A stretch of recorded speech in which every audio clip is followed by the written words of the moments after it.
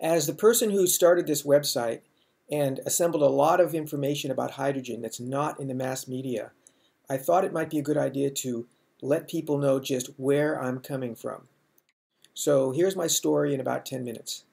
First up, I grew up near San Francisco and came from a family of teachers. Both my parents were teachers at the college level. My dad was a track coach. All four of my brothers are teachers. All four of their wives are teachers. And I'm a part-time teacher. So I guess education is in my blood. Another major influence was that because my parents were teachers, both had summers off. So my dad and a group of his teacher friends built summer cabins at Lake Tahoe in the Sierra Nevada mountains back when land there was still really cheap. So I grew up summers at Tahoe, learned carpentry and building trades at an early age, and also had exposure to camping, skiing, and wilderness travel early on, and basically bounced back and forth between city and country life. I think my interest in world affairs started my junior year in high school. One major influence was growing up in Daly City, a San Francisco suburb made famous by the song Little Boxes on the Hillside. The song was a parody on overstandardization and urban sprawl, and one irony was that, according to the song, my brothers and I were supposed to end up apathetic and with cookie-cutter jobs. That didn't happen. For example, my older brother ended up going to UC Berkeley in the 60s, became a radical, and then later an anthropologist. I also began to question the status quo and was influenced in high school by some very free-thinking teachers. I started a school ecology club, and for one class made a film, my first one, about overstandardization. It was called After Ford, from Aldous Huxley's book Brave New World, and it won an award in a National Student Film Festival. From that first movie-making experience, I entered college pretty confident that that's what I wanted to do for a living, and spent my first 2 years immersed in photography and film school. I got through the program okay, but toward the end realized that though I love the technical and creative aspects of movie making, I didn't really know what to make films about. I didn't yet know enough about the world. A turning point came when I had an opportunity to enter the business of making TV commercials, and I turned it down. The basic feeling was that filmmaking, for me at least, was a tool for improving the world, not an end in itself. And that's just how I felt. I enrolled at San Francisco State University and changed major to urban planning, which seemed like a really cool topic because it combined so many other topics. One of the things that intrigued me was the fact that, though I was an environmentalist, there were man-made structures like the Golden Gate Bridge that to me were just as beautiful as nature. Another one was Golden Gate Park, which was originally just sand dunes. I actually made a short film about why Golden Gate Park was so great and why it worked so well. Anyway, I got through the urban studies program okay for my bachelor's degree, but toward the end started noticing that I didn't like the career prospects. In other words, I didn't want to become a bureaucrat. I wanted to do something more creative. So for a new perspective, I did a 6-month residency at Fairlawns Institute, a communal school out in the Redwoods founded by the head of the UC Berkeley Architecture Department, Sim Vanderen. There we learned about solar energy, resource-efficient architecture, construction techniques, sustainability, organic gardening, and just as importantly, group psychology. Eventually, out of this came the realization, perhaps because of my teacher roots, that maybe the best way to spawn good urban planning was as an educator rather than a bureaucrat. So next I entered a master's degree program in health education at Chico State University, with the underlying conviction that as a topic to teach, health was a highly flexible discipline that could be worked in many ways. Chico State was a fun place. As a classic college town near the mountains, I took part in forest firefighting, house remodeling, lots of backcountry skiing, and lots of playing live music. Anyway, after several semesters of biosciences, which was definitely a refreshing change, by the way, At one point, I got exposed to new technology for audio-visual education. All of a sudden, my interest in AV media production was completely revived, and I made some adjustments to my major. When an opportunity came to combine my master's thesis project with making a documentary video about a world-renowned physics teacher and author named Paul Hewitt, I went for it. A double bonus on this project was that it became commercially successful as a tool for training physics teachers. By now it was clear that professionally, I wanted to concentrate on using audio-visual media as a uniquely effective educational tool. But it still wasn't clear how or where to do it. A reoccurring frustration for me was how over-specialized the job market seemed to be.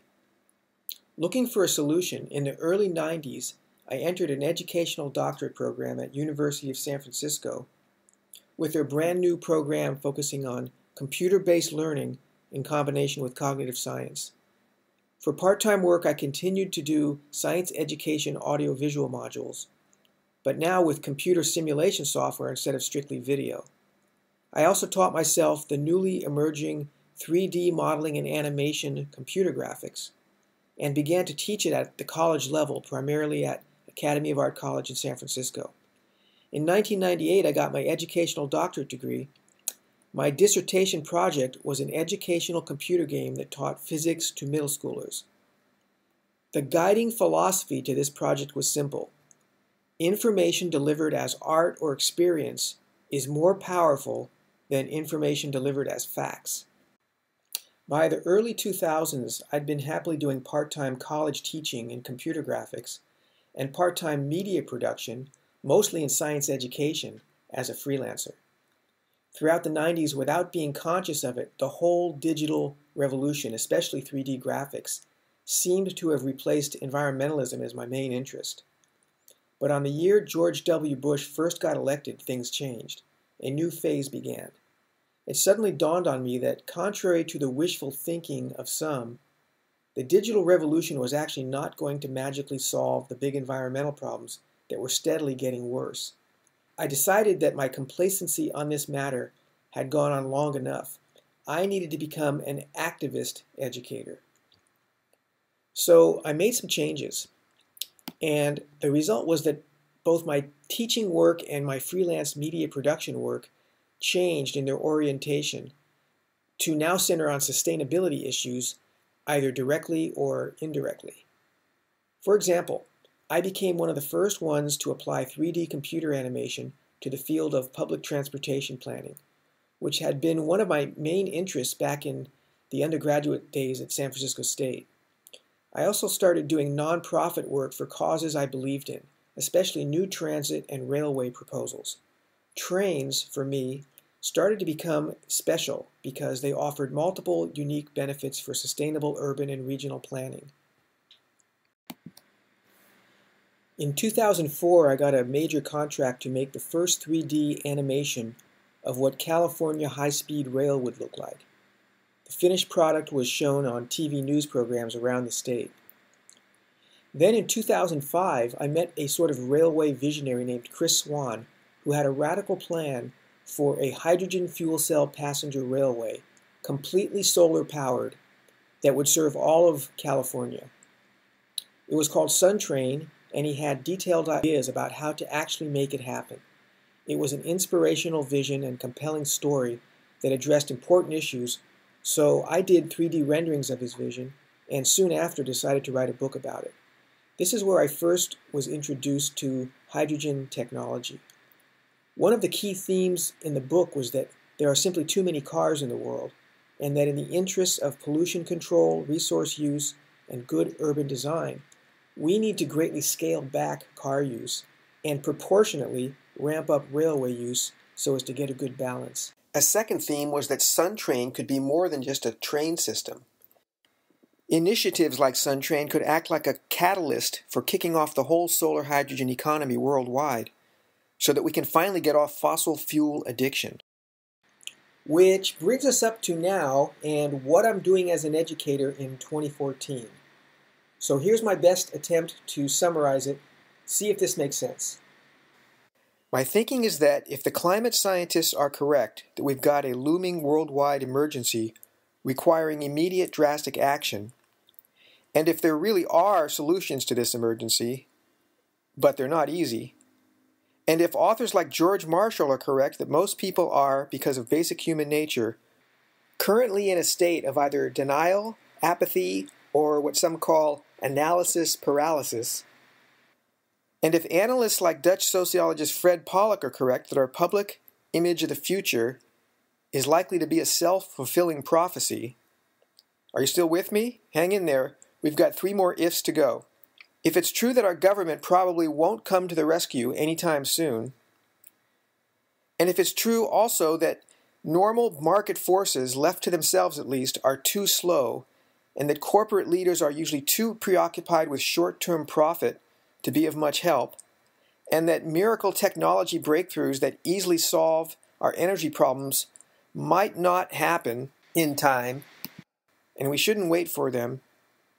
And lastly, if it's true that being a pessimist and sitting around doing nothing is not an option, that we have to do something, then I think optimistic vision is the key.